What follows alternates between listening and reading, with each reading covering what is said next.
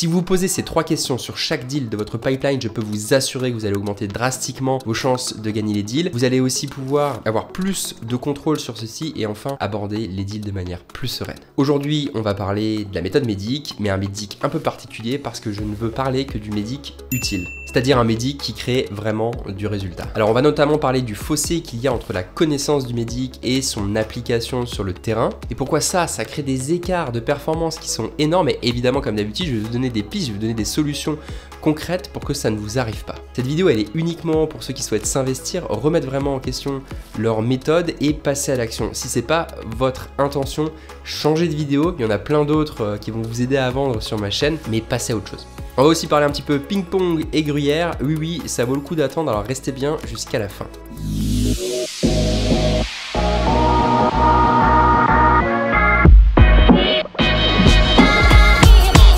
Globalement, le MEDDIC, tout le monde sait ce que c'est, et pour ceux qui ne savent pas, j'ai fait une vidéo spécifique sur la question que je vais vous mettre quelque part à l'écran. Le MEDDIC, c'est la méthode de vente qui permet aux commerciaux d'avoir une relecture, de la visibilité sur leur deal et savoir ce qu'ils doivent faire pour passer à l'action. Ça, globalement, vous le savez. Aujourd'hui, cette théorie, c'est une commodité, c'est pour ça que vous allez pouvoir télécharger gratuitement en PDF, c'est dans la description, toute la théorie autour du MEDDIC. S'il vous plaît, n'achetez pas de formation sur le MEDDIC, c'est devenu une commodité. Je vous ai tout mis dans le PDF et vous allez découvrir vraiment comment elle fonctionne. On va le revoir rapidement dans cette vidéo, mais moi, je vais me concentrer sur la partie application aujourd'hui avec vous. Cette grille de lecture de MEDDIC, elle est indispensable parce que vendre sans MEDDIC, sans prendre en compte de ça, c'est vrai particulièrement pour les ventes complexes et le SaaS, ça reviendrait à jouer au ping-pong avec une raquette qui aurait des trous à l'intérieur et de temps en temps, la balle, elle traverse, on passe à côté de choses et ça, c'est impensable. Il n'y a personne qui a envie de jouer au ping-pong avec un gruyère. Plus il y a de trous et plus les trous sont gros et plus la victoire paraît compromise. Avec des trous énormes dans votre raquette, impossible de renvoyer la balle, la partie est perdue et votre deal aussi. Le MEDDIC, c'est la réponse à votre problème, c'est l'assurance que la raquette soit bien pleine, que vous puissiez renvoyer tous les coups et que vous maximisiez vos chances de réussir votre deal. Ça va vous permettre de renvoyer la balle et de construire un échange fructueux avec votre prospect.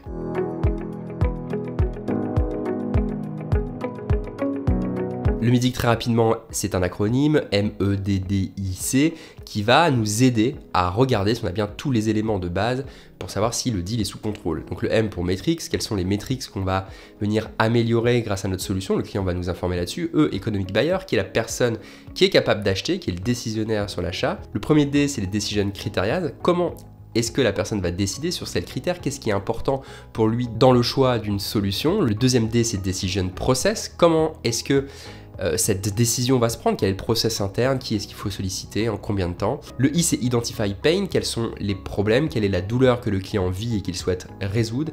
Et enfin, le C, c'est Champion. C'est est-ce qu'il y a une personne qui est prête à se battre pour vous faire remporter la vente? Est-ce qu'elle a un intérêt à ce que vous réussissiez vraiment? Encore une fois, je donne tous les détails, lettre par lettre et les questions spécifiques de la méthode dans le PDF que je vous mets dans la description, donc téléchargez-le. Ça sert à rien de vous payer une formation pour ça, j'ai déjà fait le PDF, c'est une commodité. La théorie, ça vous aide à mettre un pied dans le MEDDIC, mais ce qui va compter vraiment, c'est votre capacité à bien l'appliquer, à le diffuser dans les équipes, à le comprendre, à le personnaliser et ensuite à le mettre en œuvre sur le terrain. Vous, ce qui vous intéresse, c'est pas la méthode MEDDIC. Normalement, ce qui vous intéresse, c'est la capacité à reprendre du contrôle sur le deal et à vendre plus. Ce que vous voulez, c'est le résultat, c'est pas la méthode. Et comment on crée le résultat? C'est que la compétence et l'application, c'est pas du tout avec la théorie. C'est pour ça qu'aujourd'hui, je vous parle surtout de comment bien implémenter la méthode MEDDIC, à quels risques il faut faire attention et si jamais vous prenez une formation, à quoi vous devez faire attention pour vérifier que la formation elle soit bonne, qu'est-ce que vous devez demander et comment vous pouvez en tirer le maximum possible. C'est l'exemple du golf, vous pouvez lire 100 livres sur comment faire un swing parfait en golf, c'est pas pour ça que la première fois que vous allez prendre un club en main, vous allez faire le swing parfait, c'est beaucoup plus complexe que ça, l'application, la mise sur le terrain est beaucoup plus importante. Pourtant, si vous avez lu ce livre, c'est bien pour être meilleur au golf et quand vous allez constater sur le terrain qu'il n'y arrive rien, là il y a un problème qui se pose et vous découvrez la différence effectivement entre les connaissances et les compétences. Les connaissances appliquées, réaliser au quotidien, ce sont les compétences et c'est à ça qu'on veut réussir pour avoir les résultats. Parce que sans compétences, pas de résultats, le MEDDIC c'est pareil. Donc je reprends l'exemple de ma raquette de ping-pong qui est un gruyère dans laquelle il y a un trou. Je vais vous montrer vraiment où peuvent être les trous et comment les boucher. Il faut vous imaginer que vos compétences de commerciaux et votre capacité à gagner un deal, c'est une surface de compétences et d'informations qui représenterait la raquette. Et je vous ai fait cette raquette. Cette raquette, on va la diviser en morceaux, en secteurs, et ça va nous permettre d'identifier de quoi on a besoin pour réussir le deal. Je vous ai pas fait la raquette la plus esthétique du marché, mais je vais vous demander un petit travail travail d'imagination pour pouvoir comprendre où je veux en venir. Donc premier secteur, c'est les métriques, j'en parlais tout à l'heure. Si vous n'avez pas les métriques, il y a un trou dans la raquette, on peut passer à côté de quelque chose. Et dans notre raquette, il y aura toujours des éléments incontrôlables, il y aura toujours des choses dont on ne peut rien faire. Donc si la balle, elle passe à l'endroit des événements incontrôlables, bah, c'est pas de votre faute. Il y aura toujours cette partie de raquette qui sera ouverte pour la simple et bonne raison que vous ne pouvez pas toujours gagner la partie, c'est le jeu de la vente. Il y a pas longtemps, j'ai fait une conférence avec des acheteurs et qui me disaient un truc qui est très vrai. Ils me disaient, nous la différence, et les acheteurs avec vous les commerciaux, c'est que nous à la fin, si on veut acheter, on achète toujours, alors que vous, si vous voulez vendre, vous ne vendez pas toujours. Je trouve que c'est particulièrement vrai et c'est pour ça que c'est intéressant, je trouve, de comprendre qu'il y aura toujours un trou dans votre raquette, mais il va falloir apprendre à ce qu'il y en ait le moins possible. La méthode Medig, elle va vous aider à ce qu'il y en ait le moins possible.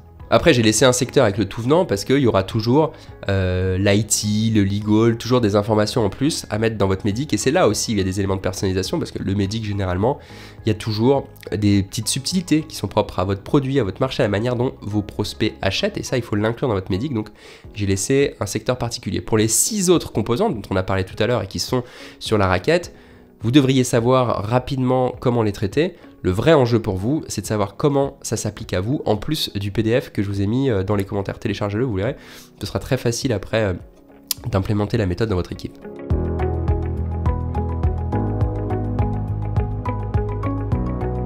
Alors, quelles sont les difficultés avec la méthode Medig ? La première, les difficultés à laquelle en fait il faut faire attention, c'est quand les équipes n'y croient pas. Vous voulez implémenter la méthode Medig, mais vos équipes n'y croient pas, et ça c'est vraiment un problème parce que pour l'adhésion, ça va être compliqué. Alors, il peut y avoir deux explications. Hein. Soit bon, ils ne croient pas en la méthode, souvent c'est assez rare, mais là où peut y avoir un vrai sujet, c'est est-ce que la méthode manque de profondeur ou est-ce que le formateur manque d'expérience au regard de votre équipe? Faites attention à ça parce que si l'équipe ne reconnaît pas le formateur, elle va avoir du mal à adopter, elle va avoir du mal à intégrer la connaissance pour l'appliquer ensuite, quoi. C'est un problème de légitimité en fait. Le deuxième problème qu'on peut voir sur les formations Medig, c'est quand les équipes ne sont pas intéressées. Et ça, c'est possible pour 3 raisons. La première raison, c'est parce qu'ils estiment que le Medig ne s'applique pas à leur type de vente. C'est pas chez eux. Le Medig, faut le dire, c'est plutôt des ventes complexes avec des paniers moyens justement ou élevé. On voit ça beaucoup dans le SaaS par exemple, le Medig est très utile. Si vous faites du transactionnel avec des petits paniers moyens, c'est inutile d'aller chercher du Medig, ça ne vous sera d'aucune aide parce que ça demande une profondeur trop importante et vous n'avez pas le temps pour ça. Deuxième possibilité, le formateur ne les implique pas. Si le formateur ne les implique pas, les gens ne sont pas intéressés, ils décrochent complètement, vous perdez votre temps et votre argent parce que pendant ce temps, les commerciaux ils sont pas en train de vendre. Et troisième chose, le formateur il les implique mais il n'est pas intéressant. Ça c'est un problème de pédagogie et c'est de s'adapter aux personnes qui nous regardent. Et si on n'est pas intéressant, comme quand on était en cours pour se rappeler nos vieux souvenirs, on décroche une deuxième fois, beaucoup trop. Donc qu'est-ce qui pourrait mal se passer? Troisième possibilité, c'est que les équipes n'apprennent rien. Alors là, c'est un problème de contenu, elles savent déjà beaucoup de choses, leurs connaissances, mais elles se disent, mais dis donc, mais cette formation, je savais déjà tout ça, j'apprends rien, c'est pas motivant, ça prend pas, et là, votre investissement, il tombe à la poubelle. La deuxième raison pour laquelle les équipes pourraient avoir du mal à apprendre, c'est que le contenu n'est pas digeste, il est mal restitué, et du coup, les choses sont floues, du coup, on n'apprend rien, et encore une fois, on perd du temps. La quatrième raison, je la rencontre souvent, elle est particulière, c'est que les équipes ne retiennent pas. Le problème des formations qu'on va faire sur 1 ou 2 jours très condensés, c'est la loi des bingos en fait. C'est le fait que les équipes vont monter en compétences assez vite, c'est stimulant, c'est une super formation, et ça apporte vraiment quelque chose, mais notre cerveau est fait de telle sorte qu'on oublie dans les 24 heures où on apprend quelque chose, 70 à 80%, je vais vous mettre le schéma, j'ai plus le chiffre exact, de ce qu'on a appris précédemment. Donc s'il n'y a pas de piqûre de rappel en fait, on finit par tout oublier. Donc pendant une semaine, 2 semaines, les gens ils vont être à fond, ils vont appliquer, ils vont être contents, puis 2 mois après il se passe plus rien, et ça c'est terrible pour votre investissement, c'est terrible pour l'efficacité de la formation. Donc pour que la formation fonctionne bien, il faut penser à faire des piqûres de rappel très régulièrement, et là il va falloir plutôt privilégier des formateurs qui vont vous proposer de ça de base, plutôt que des choses un peu je dirais dans le rush très condensé. C'est bien de le faire pour lancer, mais ensuite il faut penser aux piqûres de rappel. Le problème avec la rétention, il vient aussi d'un autre point qu'on a évoqué avant, c'est la capacité à adapter le contenu à votre secteur d'activité, à vos commerciaux, à votre type de vente. Si on n'arrive pas à se projeter en tant que commercial dans la manière dont on va appliquer le Medig, en fait on va pas retenir, on va pas vouloir l'utiliser, on se dit c'est pas pour moi, et là c'est une catastrophe pour l'efficacité de la formation. Et la cinquième chose qui ferait que la formation ne fonctionne pas, et ça c'est la pire, c'est qu'à la fin de la formation, les équipes n'appliquent pas. Elles ont compris, elles ont appris des choses, mais sur le terrain, rien ne change. Ça peut arriver pour 3 raisons. La première, c'est qu'elles ne se sont pas beaucoup exercées pendant la formation, du coup, sur le terrain, tout ça manque de concret, et on sait pas vraiment comment faire, on se sent pas capable et on s'imagine pas appliquer ce nouveau mode opératoire. On a des vieilles habitudes, c'est difficile de changer, si on n'a pas été projeté, c'est compliqué d'oser y aller. La deuxième raison, elle est liée avec ce qu'on disait avant sur le manque de personnalisation. Si on n'a pas des réponses ou plutôt des questions dans le cas du médic qui sont prêts à l'emploi, qui sont pour nous, on va pas un peu prendre le chemin du moindre effort et puis on va pas aller les chercher ou les construire, on va faire comme on a l'habitude. Si c'est pas évident pour moi de comment demander qui est le décideur, si je n'ai pas la question qui est prête, je vais l'éluder, je ne l'aurai pas et du coup la méthode ne sera pas appliquée. Donc il faut que dans la formation, à la fin, les commerciaux ils repartent avec des choses pour eux, auxquelles ils croient et qu'ils vont pouvoir appliquer très facilement. La troisième raison, c'est qu'éventuellement dans la formation on aurait fait tout ça, mais que les solutions elles sont perçues comme non pertinentes par les commerciaux. Et pour régler ça, rien de plus simple, il suffit de leur demander leur avis et de les faire participer à la construction de la partie applicative de la formation. C'est comme ça qu'on obtient de l'engagement, c'est ce qu'il y a de plus intelligent, puis ils ont une connaissance terrain que le formateur aura rarement, et de toute façon ils ont une connaissance de votre entreprise que le formateur n'aura quasi jamais s'il n'est pas en interne chez vous. Donc cette connaissance qu'ils ont ajoutée aux connaissances techniques, méthodologiques du formateur, il faut savoir les fusionner pour créer des solutions pertinentes qu'on a envie d'appliquer sur le terrain. Parce que s'il y a bien une chose qu'il faut savoir faire quand on fait de la formation, c'est donner envie aux gens de faire, et pour ça, il y a plein de méthodes, on les verra aussi tout à l'heure.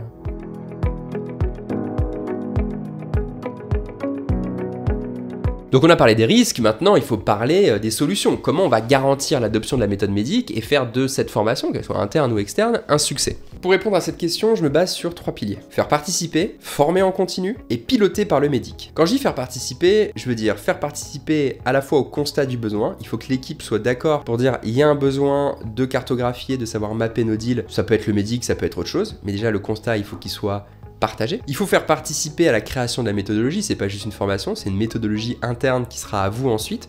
Les commerciaux, il faut leur demander leur avis, on peut pas leur parachuter une méthodologie en disant voilà ce qu'il vous faut. En les faisant participer, on s'assure que la méthodologie elle soit meilleure, et parce qu'ils ont participé, évidemment, et je dis aux commerciaux, je sais qu'il y a des commerciaux qui écoutent, et bien l'adoption sera largement meilleure, c'est complètement logique, parce que ce sera logique aussi d'ailleurs pour les commerciaux d'appliquer cette méthode à laquelle ils ont participé. Donc moi je trouve que c'est important, ça enrichit et ça engage. Et la dernière chose, c'est les faire participer à la décision d'intégration de ce médic dans le processus pour en faire une règle d'or dans toute l'équipe commerciale. Eux aussi doivent comprendre l'intérêt, et normalement il n'y a aucun problème là-dessus, c'est évident pour tout le monde, d'intégrer le métier dans sa méthodologie dès lors qu'on fait le type de vente qui s'y prête. Le deuxième pilier sur former en continu, je l'ai divisé en 4. Le premier, c'est donner des armes. Il faut que de cette formation sortent des armes, des nouveaux outils, des nouvelles choses pour aider à appliquer et continuer à en continu justement refaire des repasses sur le médic, aider à appliquer, faire les choses, vérifier que les choses sont faites. Les outils aident à faire ça, c'est des facilitateurs de passage à l'action. Pour former en continu, il y a une méthode que j'adore, c'est le peer learning en round robin. Donc c'est très simple, vous prenez votre équipe, admettons qu'il y ait 5 personnes, et chaque semaine, une des 5 personnes va s'assurer de générer 1 heure de formation en équipe, en live, qu'elle va préparer sur un des aspects de médic. Ça peut être une semaine, un pilier du médic, avec sa réinterprétation du médic, ses astuces et comment la personne va faire. Vous, en tant que manager, ça vous permet de prendre un peu de recul et de s'assurer que l'équipe est toujours en mouvement sur sa formation. À l'équipe, ça lui permet, surtout à la personne qui organise la formation pour sa semaine, de retravailler en profondeur. On dit qu'enseigner, c'est apprendre 2 fois, et c'est exactement ça. La personne qui va créer la formation sur sa semaine, elle va encore plus monter en compétence que les autres parce qu'elle va devoir travailler en profondeur. Puis en plus, ça apporte de la diversité à son métier, et ça peut être intéressant aussi en termes d'expérience des commerciaux.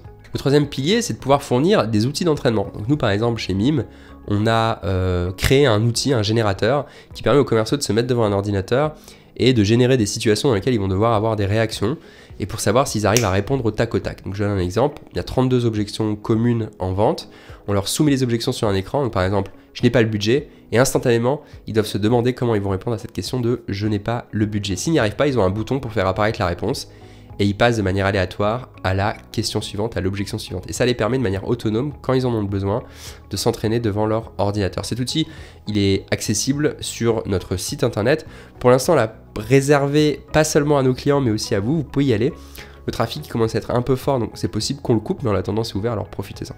Évidemment, le 4e pilier de la formation extérieure, je suis obligé de le dire, c'est l'intervention d'un formateur externe qui va venir apporter de la fraîcheur, une perspective différente, de la diversité aussi à vos commerciaux qui seront plus attentifs et qui auront cette soif de savoir ce qui se fait à l'extérieur. C'est pour ça que les formateurs externes, comme ce qu'on fait chez MIM d'ailleurs, puisqu'on enseigne la méthode médic, on forme, on fait appliquer, on crée le résultat, le changement dans les équipes pour médic, ça apporte cette fraîcheur, et c'est aussi à ça qu'on sert.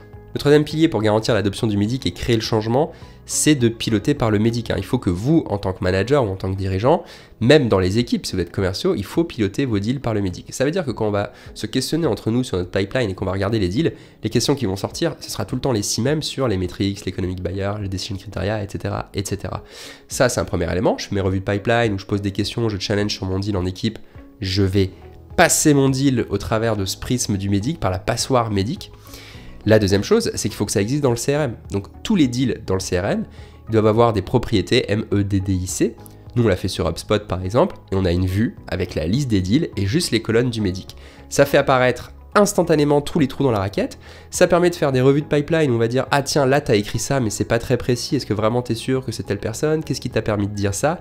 Et ça fait des revues de pipeline qui sont riches et qui sont pas juste de dire « Ah oui, c'est 10 000 € et on signe ça à la fin du trimestre », ce qui n'aide pas en somme le commercial à gagner ses affaires. C'est un peu dommage.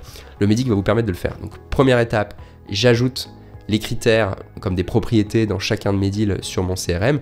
Et deuxième étape, je crée une vue où je vois la liste des deals de mon commercial avec les colonnes, le MEDDIC, et ça permet de le challenger et de faire apparaître les trous dans la raquette, puisqu'il y aura des colonnes qui ne seront pas remplies, ça c'est historique, vous le savez. On va les mettre en avant et puis on va demander au commercial où est-ce qu'on en est là-dessus. Et s'il ne le sait pas, on va essayer de voir avec lui comment il peut le savoir. Et là, interviennent 3 questions fondamentales, vous les avez promis, qui vous permettent très simplement d'appliquer le MEDDIC à tout moment et d'y voir plus clair dans vos deals. C'est 1, qu'est-ce que je sais, MEDDIC, qu'est-ce que je sais dans mon MEDDIC, donc là c'est mon fameux tableau que j'ai à avoir dans mon CRM. 2, qu'est-ce que je ne sais pas, c'est les fameux trous dans la raquette, où est-ce que j'ai pas l'info. Et du coup la conséquence, c'est mon 3, c'est qu'est-ce que je dois faire pour savoir ce que je ne sais pas. C'est d'une évidence absolue. Et si vous posez simplement ces 3 questions sur chaque deal, vous aurez les next steps de maîtrise de deal qui seront faciles à trouver. Ça ne vous empêche pas de devoir faire d'autres choses périphériques comme créer des propositions, relancer les personnes, apporter du contenu à forte valeur ajoutée. Mais dans la question maîtrise d'utile, lecture, grille d'évaluation, vous allez avoir l'esprit beaucoup plus clair et surtout vous allez pouvoir voir où est-ce qu'il y a un risque de perte sur vos deals. Parce que s'il y a un trou dans la raquette, il y a une info qu'il n'y a pas, peut-être que c'est pas grave, mais peut-être que ça va être un sujet par la suite, alors il faut tout de suite s'assurer d'avoir l'info pour répondre à la question. Alors petite parenthèse, nous chez MIM, pour réfléchir à la manière dont on pense qu'une formation est bonne et fonctionne avec les commerciaux, on a revu un peu ce qu'on appelle la taxonomie de Bloom. La taxonomie de Bloom, c'est la description de comment fonctionne l'apprentissage et notre capacité à bien apprendre finalement. Donc nous, on l'a un peu révisé au regard de notre manière de travailler. La première étape dans notre taxonomie, c'est de concevoir, de décider d'adhérer à une théorie, à une possible méthodologie en se disant qu'on a le problème qui correspond et qu'on veut le résoudre. La deuxième étape, une fois qu'on adhère, c'est de retenir. On a appris et on retient de la connaissance. Donc là, c'est ce que le PDF il va vous emmener à l'étape 2. Je retiens de la connaissance, je sais ce que c'est le MEDDIC et je connais les piliers. La troisième étape, c'est de comprendre, c'est-à-dire je sais régurgiter mon cours certes, mais je sais le comprendre, je sais le réexpliquer d'une autre manière, je le comprends et je sais le réexpliquer à quelqu'un d'autre d'une autre manière, je sais manipuler le concept, ça c'est l'étape 3. C'est-à-dire que je me le suis approprié, j'ai fait mes propres exemples, j'ai créé ma série de questions, je suis vraiment prêt. L'étape 4, elle est importante, c'est j'applique sur le terrain, j'utilise le MEDDIC au quotidien. Et ça, dans l'apprentissage, c'est primordial, c'est là que vous allez commencer à avoir de la valeur. C'est seulement à l'étage 4 de la fusée. Donc si vous faites tout au préalable très parfaitement, mais qu'il n'y a jamais d'application, vous n'aurez jamais les résultats et tout votre investissement préalable, il tombe à l'eau. Donc nous, chez MIM, pour garantir l'application qui est si importante, c'est très simple, on le fait de 2 manières. D'abord, par de la simulation. Donc là, on va mettre le commercial dans des situations factices où nous, par exemple, on va jouer le client et on va lui demander de réagir. Ça lui permet de s'entraîner un peu sur un punching ball sans qu'il y ait de conséquences. Et la deuxième, c'est plutôt le coaching ou le shadowing.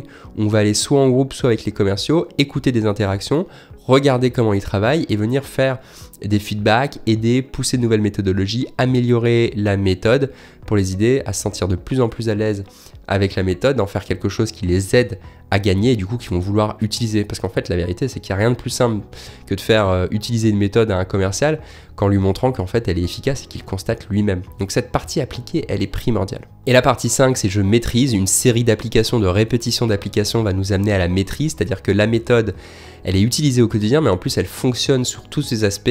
Je suis capable de la perfectionner, de la transmettre. C'est là où on veut arriver à ce niveau de maîtrise. Donc en fait, on a de la connaissance, on se l'approprie, on l'applique beaucoup pour commencer à avoir l'habitude et créer quelques résultats et ensuite on est en maîtrise. C'est là que les résultats tombent et pour faire ça, il faut avoir la formation continue, il faut avoir des répétitions, il faut avoir l'adhésion de l'équipe. Enfin, je vous réfère à la slide juste avant pour comprendre le succès de ces sujets. Si vous garantissez les 5 étages de la pyramide dans le cadre qu'on a vu précédemment, vous avez toutes les chances d'aider vos équipes à appliquer et obtenir les résultats parce que c'est ça que vous voulez. Ce n'est pas la théorie. Par pitié, n'achetez pas de formation théorique, médique, générique. Je vous la donne, c'est en PDF, ça a beaucoup de valeur. C'est téléchargeable gratuitement. Travaillez sur comment vous allez faire, s'approprier la méthode, appliquer puis maîtriser. C'est ça le secret du résultat en médic, c'est une super méthode. Elle a la vertu d'être à la fois simple et efficace, alors ne vous en privez pas. Voilà, maintenant vous avez les risques, les solutions de contournement et la pyramide des choses importantes en formation, notre taxonomie, la variante de la taxonomie de Bloom. Ça va vous aider à réussir à implémenter un médic qui a du succès dans vos équipes, alors faites-le. Si vous voulez le faire accompagner, je suis obligé de vous dire que nous on le fait, donc je vais pas m'en priver. Appelez-nous, je vous mets les coordonnées en commentaire. On a cette méthode et c'est comme ça qu'on travaille. La connaissance un petit peu, mais très vite, l'application puis la maîtrise sur le terrain. Il n'y a que comme ça qu'on a du résultat. Je vous souhaite d'excellentes ventes et je vous dis à la semaine prochaine pour la prochaine vidéo.